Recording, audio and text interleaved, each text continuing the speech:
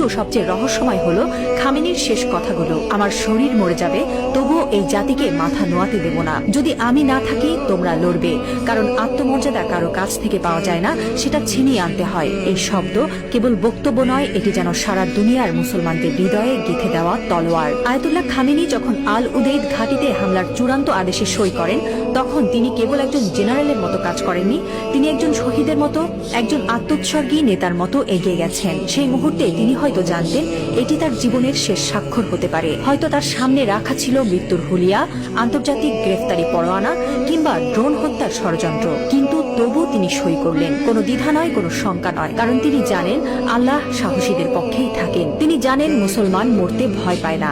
যারা আল্লাহর পক্ষে থাকেন তারা জানে মৃত্যু মানেই পরাজয় নয়, বরং আত্মত্যাগী বিজয়ের শুরু। এই একজন মানুষ এখন আর কেবল ইরানের নেতা নন, তিনি হয়ে উঠছেন সারা বিশ্বের মুসলিম উম্মার প্রতীক। একজন বিশ্বাসী, একজন অটল মুজাহিদ, একজন সাহসী পিতার মতো তিনি বলছেন, আমি থাকি বা না থাকি তোমরা লড়বে। হ্যাঁ মুসলিম উম্মাহ, তোমরা মাথা নিচু করো না। লা ইলাহা ইল্লাল্লাহ, আল্লাহ ছাড়া আর কোনো ইলাহ নেই।